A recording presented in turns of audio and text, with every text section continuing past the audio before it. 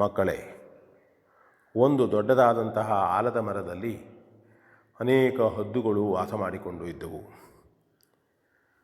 ಅದಕ್ಕೆ ಒಬ್ಬ ರಾಜನೂ ಕೂಡ ಇದ್ದ.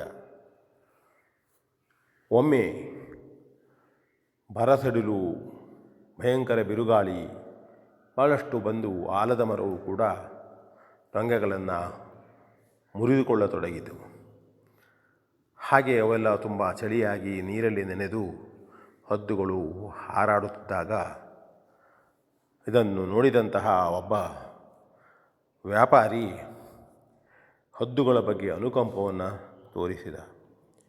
ಅಯ್ಯೋ ಪಾಪ, ಎಲ್ಲ ಹದ್ದುಗಳು ಮಳೆಯಲ್ಲಿ ನೆನೆದಿವೆ, ಎಷ್ಟು ಚಳಿ ಆಗ್ತಾವೆಯೋ, ಮನೆಗಳನ್ನು ಕೂಡ ತೊಳೆದುಕೊಂಡಿವೆ ಮಳೆಯಲ್ಲಿ.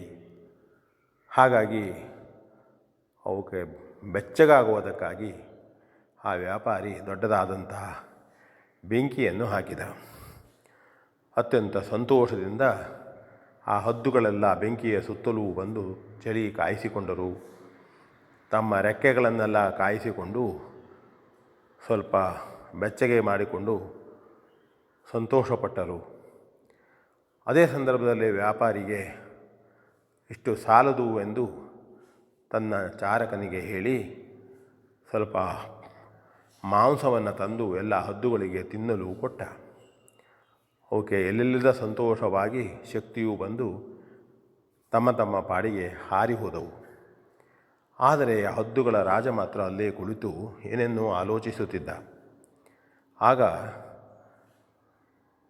ಆ ವ್ಯಾಪಾರಿ ಕೇಳಿದ, ಏನಯ್ಯ, ಎಲ್ಲ ಹದ್ದುಗಳು ತಮ್ಮಷ್ಟಕ್ಕೆ ತಾವು ಹಾರಿ ಹೋದವು, ನೀನು ಮಾತ್ರ ಚಿಂತೆಯಲ್ಲಿದ್ದವರ ಹಾಗೆ ಯೋಚಿಸ್ತಾ ಕುಳಿತಿದ್ದೀಯಲ್ಲ. ಆಗ ಹದ್ದುಗಳ ರಾಜ ಹೇಳಿದ, ಹೌದು, ನಾವು ನಿನಗೆ ಏನೂ ಉಪಕಾರವನ್ನು ಮಾಡಿಲ್ಲ. ನಮ್ಮಷ್ಟಕ್ಕೆ ನಾವು ಮರದಲ್ಲಿದ್ದೆವು. ತೊಂದರೆ ಒಳಗಾದಾಗ ನಮ್ಮನ್ನು ರಕ್ಷಿಸಿದೆ ನೀನು, ನಮಗೆ ಸಹಾಯ ಮಾಡಿದೆ.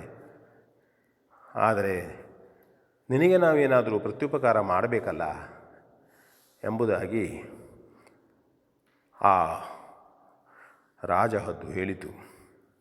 ಆಗ ವ್ಯಾಪಾರಿಗೆ ಆಶ್ಚರ್ಯವಾಯಿತು. ಅಯ್ಯೋ, ಇವತ್ತು ಮನುಷ್ಯರೇ ಉಪಕಾರವನ್ನು ಸ್ಮರಿಸುವುದನ್ನು ಮರೆತಾ ಇದ್ದಾರೆ.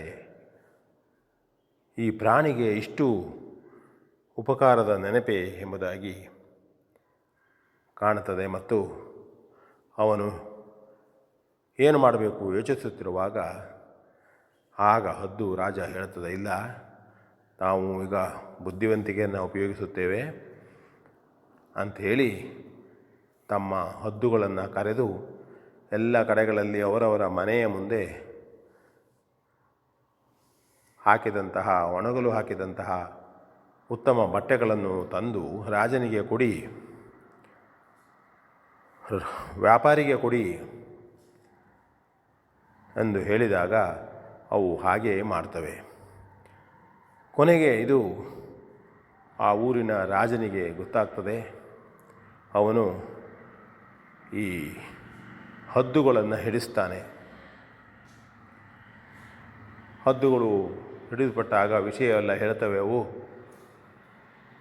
ಏನು, ಯಾಕೆ ಈ ರೀತಿಯಾಗಿ ನಮ್ಮ ಊರಿನಲ್ಲಿರುವ ಸಾಮಾನ್ಯ ಜನರ ಬಟ್ಟೆಗಳನ್ನು ತಂದು ಅವನಿಗೆ ಕೊಡ್ತಾ ಇದ್ದೀರಲ್ಲ, ಪಾಪ ಅಲ್ವೋ?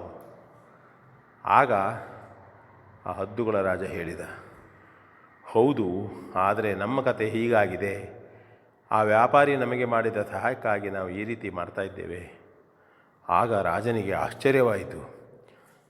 ನಮ್ಮ ಮನುಷ್ಯರಾದಂಥವರು ಮಾಡಬೇಕಾದಂತಹ ಆಲೋಚನೆಯನ್ನು ಈ ಹದ್ದುಗಳು ಮಾಡ್ತಾ ಇವೆಯಲ್ಲ ಅಂಥೇಳಿ, ಅಯ್ಯೋ, ನೀವು ಒಳ್ಳೆಯ ಕೆಲಸ ಮಾಡ್ತಾ ಇದ್ದೀರಿ. ಆದರೆ ಒಬ್ಬನಿಗೆ ಉಪಕಾರ ಮಾಡುವುದಕ್ಕಾಗಿ ಇನ್ನೊಬ್ಬರಿಗೆ ಅಪಕಾರ ಮಾಡಬಾರದು, ಅದು ನಿಮಗೆ ತಿಳುವಳಿಕೆ ಬರಲಿಲ್ಲ. ಆದ್ದರಿಂದ ನಿಮ್ಮ ಒಳ್ಳೆಯ ಕೆಲಸಕ್ಕಾಗಿ ನಿಮ್ಮನ್ನು ಬಿಟ್ಟು ಬಿಟ್ಟಿದ್ದೇನೆ ಅಂಥೇಳಿ ಆ ಹದ್ದುಗಳನ್ನೆಲ್ಲ ಬಿಟ್ಟು ಬಿಡ್ತಾನೆ. ಮತ್ತು ರಾಜನಿಗೂ ಕೂಡ, ಹದ್ದಿನ ರಾಜನಿಗೂ ಕೂಡ ಹೇಳ್ತಾನೆ, ಉತ್ತಮವಾದಂಥ ಕೆಲಸ, ನಿಮ್ಮಿಂದ ನಾವು ಮನುಷ್ಯರು ಒಂದು ಒಳ್ಳೆಯ ನೀತಿಯನ್ನು ಕಲಿಯುವಂತಾಯಿತು. ಅತ್ಯಂತ ಮೇಲಿನ ಜನ ಮನುಷ್ಯರೆಂದರೆ ಬುದ್ಧಿವಂತರು ಎನ್ನುವವರೇ ಇವತ್ತು ಉಪಕಾರ ಮಾಡಿದವರಿಗೆ ಅಪಕಾರ ಮಾಡುವಂಥದ್ದು, ಅಪಕಾರವನ್ನೇ ಮಾಡುವಂಥವರು ತಯಾರಾಗ್ತಾ ಇದ್ದಾರೆ. ಹಾಗಾಗಬಾರದು ಅನ್ನತಕ್ಕಂಥ ಎಚ್ಚರಿಕೆಯನ್ನು ನೀವು ಕೊಟ್ಟಿದ್ದೀರಿ ಅಂತ ಹೇಳಿ ಆ ಹದ್ದುಗಳೊಡನೆ ಹೇಳ್ತಾನೆ. ಇದೊಂದು ಕತೆ. V N Bhagwat, Baraballi.